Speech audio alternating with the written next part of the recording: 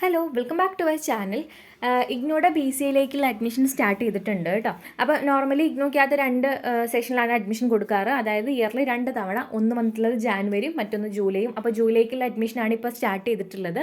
അപ്പോൾ ഇഗ്നോയിൽ BCA എടുക്കണം എന്നുണ്ടെങ്കിൽ എത്രയാവും ഫീസ്, എത്രയാണ് ഡ്യൂറേഷൻ വരിക, എലിജിബിലിറ്റിയും കാര്യങ്ങളൊക്കെയാണ് നമ്മൾ ഈ ഒരു വീഡിയോയ്ക്കകത്ത് ഡിസ്കസ് ചെയ്യുന്നത്. അതുപോലെ തന്നെ BCA കേരളത്തിൽ എവിടെയൊക്കെ ഉണ്ടെന്നുള്ള കാര്യങ്ങൾ നമ്മൾ പറയുന്നുണ്ട് കേട്ടോ. അപ്പോൾ കഴിഞ്ഞ സെഷനെ അപേക്ഷിച്ചിട്ട് BCAയിൽ ഇത്തവണ മാറ്റം എന്താണെന്ന് വെച്ച് കഴിഞ്ഞാൽ BCAയുടെ സിലബസിൽ മാറ്റങ്ങളുണ്ട് കേട്ടോ. കഴിഞ്ഞ സെഷൻ വരെ പ്രോഗ്രാമിൻ്റെ പേരുണ്ടായിരുന്നത് BCA എന്ന് മാത്രമാണ്. പക്ഷേ ഇത്തവണ റിവൈസ് ചെയ്തിട്ട് പ്രോഗ്രാമിൻ്റെ പേര് BCA ന്യൂ എന്നാക്കിയിട്ടുണ്ട്. പിന്നെ ക്വാളിഫിക്കേഷൻ വെച്ച് കഴിഞ്ഞാൽ നമുക്ക് എന്താണ്, നിങ്ങൾക്ക് പ്ലസ് ടു കഴിഞ്ഞ ഏതൊരാൾക്കും ഈ ഒരു കോഴ്സ് എടുക്കാവുന്നതാണ്. അല്ലാന്നുണ്ടെങ്കിൽ പ്ലസ് ടുവിന് ഈക്വലൻ്റ് ആയിട്ടുള്ളത്, അതായത് diploma in commercial practice or equivalent എന്തായിക്കോട്ടെ, അതായത് പ്ലസ് ടു അല്ലെങ്കിൽ പ്ലസ് ടുവിന് ഈക്വലൻ്റ് ആയിട്ടുള്ള ഡിപ്ലോമയോ അങ്ങനെ എന്തെങ്കിലും കോഴ്സ് പഠിച്ച ആൾക്കാർക്ക് നമുക്ക് ഇവിടെ BCAക്ക് അഡ്മിഷൻ എടുക്കാവുന്നതാണ്. പ്ലസ് ടുവിന് ഇത്ര പെർസെൻറ്റേജ് വേണം, അല്ലെങ്കിൽ സയൻസ് എടുക്കണം, കൊമേഴ്സ് എടുക്കണം, അങ്ങനെ കണ്ടീഷനൊന്നുമില്ല കേട്ടോ. ഓക്കെ.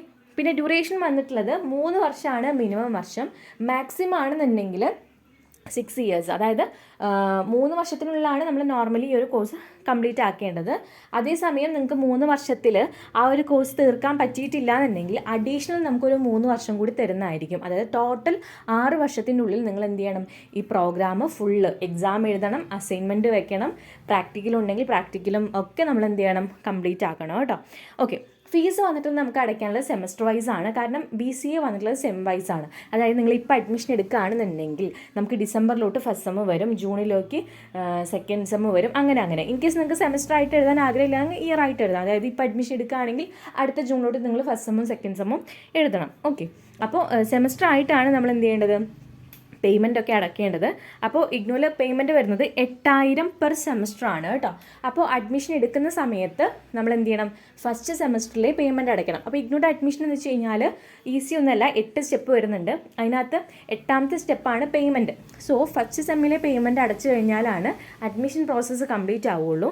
സോ നിങ്ങൾ അഡ്മിഷൻ എടുക്കുമ്പോൾ തന്നെ ഈ പറഞ്ഞേക്കുന്ന ഫസ്റ്റ് സെമ്മിലെ 8000 രൂപയും പിന്നെ എല്ലാ പ്രോഗ്രാമിനും കോമൺ ആയിട്ട് വരുന്ന ഇഗ്നോയുടെ രജിസ്ട്രേഷൻ ഫീസ് 300-ഉം ഡെവലപ്മെൻറ്റ് ചാർജസ് 200 രൂപ അടക്കം 8500 രൂപ നിങ്ങൾ അഡ്മിഷൻ എടുക്കുമ്പോൾ തന്നെ ഇഗ്നോയ്ക്ക് പേയ്മെൻറ്റ് ചെയ്യണം കേട്ടോ. BCAക്ക് നമ്മൾ അഡ്മിഷൻ എടുക്കുന്ന സമയത്ത് നമ്മളൊരു സ്റ്റഡി സെൻറ്ററും റീജിയൽ സെൻറ്ററൊക്കെ ഓപ്റ്റ് ചെയ്ത് വെക്കണം. ഈ സ്റ്റഡി സെൻറ്ററിലാണ് നമുക്ക് അസൈൻമെൻറ്റ് വെക്കാനുണ്ടാവുക, കോൺടാക്ട് ക്ലാസ്, ലാബ് കാര്യങ്ങളൊക്കെ വരുന്നത്. സോ അഡ്മിഷൻ എടുക്കുന്ന സമയത്ത് നമ്മളത് കൊടുക്കേണ്ടത് ഇമ്പോർട്ടൻ്റ് ആണ്, നമുക്ക് സ്കിപ്പ് ചെയ്യാൻ പറ്റില്ല. അപ്പോൾ നമുക്ക് ഇന്ത്യക്കകത്ത് വരുന്ന ഏത് റീജിയൻ സെൻറ്ററിൽ നമുക്കിത് കൊടുക്കാവുന്നതാണ്. പക്ഷേ ഇഗ്നോയ്ക്കകത്ത് ഒരുപാട് റീജിയൻ സെൻറ്റേഴ്സും സ്റ്റഡി സെൻറ്റേഴ്സും ഉണ്ടെങ്കിൽ പോലും നമുക്ക് BCA എവിടേക്കാണോ പ്രൊവൈഡ് ചെയ്യുന്നത് അവിടെ മാത്രമാണ് സ്റ്റഡി സെൻറ്റർ ആയിട്ട് ഓപ്റ്റ് ചെയ്യാൻ പറ്റുള്ളൂ. കാരണം BCA ആയതുകൊണ്ട് പ്രാക്ടിക്കലൊക്കെ ഉള്ളതുകൊണ്ട് അതിന് ഫെസിലിറ്റി ഉള്ള ഒരു കോളേജിൽ നമുക്ക് വെക്കാൻ പറ്റുള്ളൂ. അപ്പോൾ അതിന് ഫെസിലിറ്റി ഉള്ള സെൻറ്റേഴ്സ് മാത്രമാണ് നമുക്ക് അഡ്മിഷൻ എടുക്കുന്ന സമയത്ത് കാണുള്ളൂ. അപ്പോൾ നമുക്കത് അഡ്മിഷൻ എടുക്കുന്നതിനേക്കാളും മുന്നേ എങ്ങനെ അറിയിച്ചു കഴിഞ്ഞാൽ അഡ്മിഷൻ പോർട്ടലിൽ വന്നു കഴിഞ്ഞാൽ പ്രോഗ്രാം ഇൻഫോർമേഷൻ എടുക്കുക.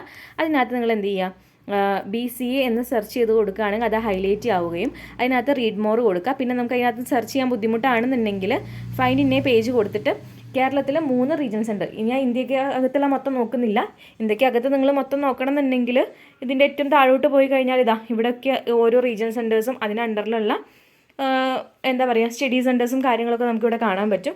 ഇത് നമുക്ക് സ്പെസിഫൈ ചെയ്ത് കേരളത്തിൽ എടുക്കണം. കേരളത്തിലെ 3 റീജിയൻ സെൻറ്ററാണ്, ഒന്ന് വടകര, പിന്നെ കൊച്ചിൻ, പിന്നെ ട്രിവാൻഡ്രം. അപ്പോൾ ഞാൻ ആദ്യം വടകരയുടെ എന്നാണ് നോക്കുന്നത്. അപ്പോൾ വടകര നമ്മൾ സെലക്ട് ചെയ്യുന്ന സമയത്ത് ഒരുപാടെണ്ണം അതങ്ങനെ ഹൈലൈറ്റ് ചെയ്ത് നിൽക്കുന്നുണ്ട്.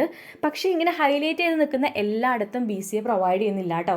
ഈ ഒരു സൈറ്റ് അത്ര അപ്ഡേറ്റഡ് ഒന്നുമല്ല, അതുകൊണ്ടാണ്. അപ്പോൾ ഈ പറഞ്ഞേക്കുന്ന സെൻറ്ററിലൊന്നും ആക്റ്റീവ് അല്ല. പിന്നെ ആക്റ്റീവായിട്ട് വരുന്നത് ഇഗ്നോ റീജിയണൽ സെൻറ്റർ വടകര, അതുപോലെ തന്നെ വടകര JDT ഇസ്ലാം, അത് കോഴിക്കോടാണ്. പിന്നെ വന്നുള്ളത് ശ്രീനാരായണ കോളേജ്, അത് തോട്ടടയാണ്. അപ്പോൾ നമുക്ക് വടകര റീജിയണൽ സെൻറ്റർ അണ്ടറിൽ മെയിനായിട്ട് എല്ലാവരും കൊടുക്കുന്നത് ഒന്നല്ലെങ്കിൽ JDT ഇസ്ലാം കോഴിക്കോട്, അല്ലെങ്കിൽ ശ്രീനാരായണ കോളേജ് തോട്ടട കണ്ണൂർ, പിന്നെ നമ്മുടെ എന്താ പറയുക റീജിയൻ സെൻറ്റർ വടകര.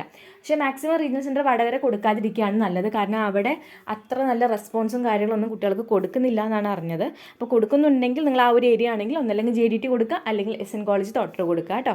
ഇനി നമുക്ക് കൊച്ചിൻ RCയുടെ അണ്ടറിലുള്ള നോക്കുകയാണെന്നുണ്ടെങ്കിൽ അത് നമുക്ക് ഇതേപോലെ സെർച്ച് ചെയ്യാം. അപ്പോൾ ഇതിങ്ങനെ ഹൈലൈറ്റ് ചെയ്ത് നിൽക്കും. അപ്പോൾ ഇതിനകത്തും കുറച്ചധികം സെൻറ്റേഴ്സും കാര്യങ്ങളൊക്കെ വരുന്നുണ്ട്. പക്ഷേ ഇതും അത്ര വലിയ ആക്റ്റീവുള്ള സെൻറ്റേഴ്സ് ഒന്നുമല്ല. അതിലും അത്യാവശ്യം നല്ല എന്താ പറയുക കമ്മ്യൂണിക്കേഷൻസും കാര്യങ്ങളൊക്കെ കൊടുക്കുന്നത് സാക്രഡ് ഹാർട്ട് കോളേജാണ്. എവിടെയാണ് തേവരയുള്ളത്, നമ്മുടെ കൊച്ചി തേവരയുള്ള SH തേവര കോളേജാണ് കുറച്ചെങ്കിലും ആക്റ്റീവ് ആയിട്ടുള്ളത്. മാക്സിമം അത് കൊടുക്കാൻ ശ്രമിക്കുക. അതുപോലെ തന്നെ IRS കമ്പ്യൂട്ടേഴ്സ് പ്രൈവറ്റ് ലിമിറ്റഡ് എന്ന് പറഞ്ഞാൽ തൃശ്ശൂരാണ്. പക്ഷേ അവർ ആ സെൻറ്റർ ഒഴിവാക്കാൻ പോകാമെന്നാണ് നമുക്ക് കിട്ടിയ ഇൻഫോർമേഷൻ. അപ്പോൾ മാക്സിമം അവിടെ കൊടുക്കാതിരിക്കാവുന്നുള്ളത്. മാക്സിമം SH തേവര എല്ലാവരും കൊടുക്കുക കേട്ടോ. പിന്നെ വന്നിട്ടുള്ളത് international institute of information technology. അത് വന്നിട്ടുള്ളത് എനിക്ക് തോന്നുന്നു എറണാകുളത്ത് തന്നെയാണ്, പക്ഷേ കറക്റ്റ് ലൊക്കേഷൻ അറിയില്ല. അപ്പോൾ കൂടുതൽ പേരും കൊച്ചിൻ കൊടുക്കുകയാണെങ്കിൽ SH തേവര കൊടുക്കാൻ ശ്രമിക്കാം. ഇനിയിപ്പോൾ ട്രിവാൻഡ്രം നോക്കുകയാണെന്നുണ്ടെങ്കിൽ അവിടെ നമുക്ക് ഈ പറഞ്ഞ പോലെ കുറേ എണ്ണം ഇങ്ങനെ കാണിക്കും. പക്ഷെ അതിനകത്ത് കൂടുതലും വരുന്നത് നമ്മുടെ ഒരു മാർ ഇവാനിയോസ് കോളേജ്, അതുപോലെ തന്നെ ST ഹിന്ദു കോളേജ് ഉണ്ട്. അതൊക്കെയാണ് കോമൺ ആയിട്ട് വരുന്നത്. അതിലും കൂടുതൽ പേര് എടുക്കുന്നത് മാർ ഇവാനിയോസ് ആണ്. സോ എപ്പോഴും നമുക്ക് കമ്മ്യൂണിക്കേഷൻ എവിടെ നിന്ന് കിട്ടും എന്ന് നോക്കിയിട്ട് അവിടെ സ്റ്റഡി സെൻറ്റർ കൊടുക്കുകയാണ് ഏറ്റവും നല്ലത്. കാരണം ഈ സ്റ്റഡി സെൻറ്ററിലാണ് നമുക്ക് അസൈൻമെൻറ്റ് സബ്മിഷൻ, ലാബ്, പ്രാക്ടിക്കൽ ഇതൊക്കെ വരുന്നത്. അപ്പോൾ അവരെ വിളിച്ചു കഴിഞ്ഞാൽ റെസ്പോണ്ട് ചെയ്യില്ല, പോയി കഴിഞ്ഞാൽ അവർക്കൊന്നും അറിയില്ല എന്നൊക്കെ പറയുന്ന സിറ്റുവേഷൻ ആണെങ്കിൽ നമ്മൾ അത്രയും പൈസ കൊടുത്ത് അഡ്മിഷൻ എടുത്തൊക്കെ വെറുതെ ആവും. അപ്പോൾ അഡ്മിഷൻ എടുക്കുന്ന സമയത്ത് ആക്റ്റീവായിട്ടുള്ള സ്റ്റഡി സെൻറ്റേഴ്സൊക്കെ കൊടുക്കാൻ ശ്രമിക്കും. ഇതൊക്കെയാണ് കോമൺ കാര്യം വരുന്നത്. എന്തെങ്കിലും ഡൗട്ട് ഉണ്ടെങ്കിൽ ചോദിച്ചോളൂ. അതുപോലെ വേറെ ഏതെങ്കിലും പ്രോഗ്രാമിന് നിങ്ങൾക്ക് ചെയ്യാൻ ഇതേപോലെ സ്പെസിഫൈ ചെയ്ത ആഗ്രഹം ഉണ്ടെങ്കിൽ പറഞ്ഞോളൂ. ഏറ്റവും കൂടുതൽ റിക്വസ്റ്റ് ചെയ്യുന്ന പ്രോഗ്രാമിന് നമ്മൾ വീഡിയോ ഇടുന്നതായിരിക്കും. കാരണം 350ഓളം പ്രോഗ്രാം വരുന്നുണ്ട്. എല്ലാത്തിനും ഇതേപോലെ വീഡിയോ ചെയ്യുന്ന പോസിബിൾ അല്ല. അപ്പോൾ ഏറ്റവും കൂടുതൽ പേര് റിക്വസ്റ്റ് ചെയ്യുന്നത് നമ്മൾ സെപ്പറേറ്റ് വീഡിയോ ഇടുന്നതായിരിക്കും. ഓക്കെ, അഡ്മിഷന് വേണ്ടിയിട്ട് നമ്മളെ നമ്പറിനകത്തേക്ക് വാട്സപ്പ് ചെയ്യാം കേട്ടോ. Okay, by.